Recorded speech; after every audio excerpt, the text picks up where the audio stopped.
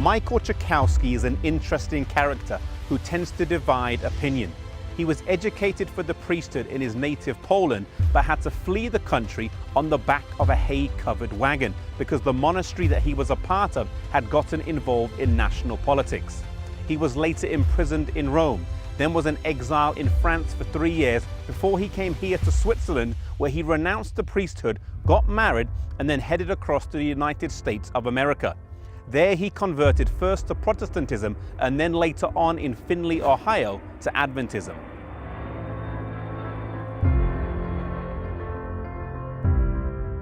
Having an ex-Catholic priest amongst the church attracted a lot of attention and frequent mentions in the Review and Herald.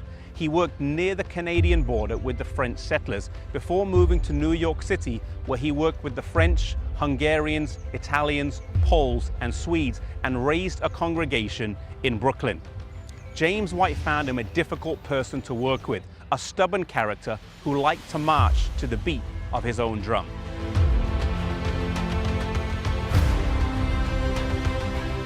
He longed to go back to Europe though and pleaded unsuccessfully with the brethren to send him.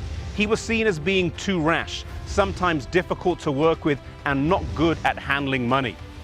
He received several letters from Ellen White that both commended him and counseled him. She urged him not to mark out his own course, but to wait for the counsel of the brethren.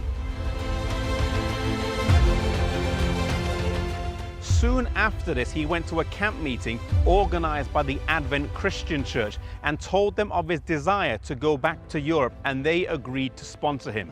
In 1864, he came over and went to northern Italy, where he worked near Torre Pellizi for 14 months.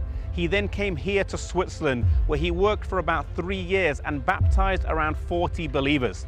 He raised up several churches, the main one being here in Wutramielan.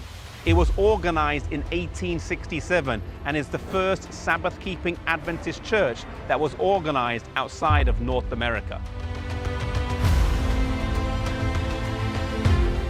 However, Tchaikovsky had not told the new believers that they were part of a larger church in North America, but one of the believers here in Wutramielan found a copy of the Review and Herald in Tchaikovsky's belongings and began correspondence with the church in America. The first letter that he sent was simply addressed Adventists, Battle Creek. And as they began correspondence, it caused much joy to the church in America to hear of the Sabbath-keeping Adventists in faraway Switzerland.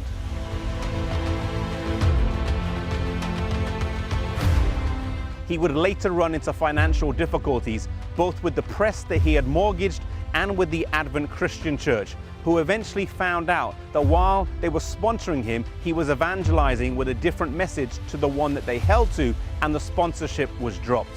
He would go on to work in France, Germany, Hungary, and then in Romania, where he raised up another group of converts. He died of exhaustion at the age of 57 in 1876.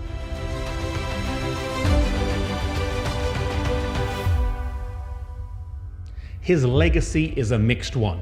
Many of his converts were of the highest quality who would go on to make a significant impact in the church in Europe. He was a hard worker who preached the gospel in new places, but he had some administrative flaws and character flaws that left their mark on the work and those he came in contact with.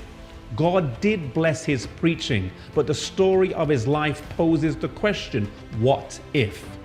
May we listen to the counsel of our colleagues. May we adhere to the inspired counsel, and may we work in harmony with the brethren as we forward God's work.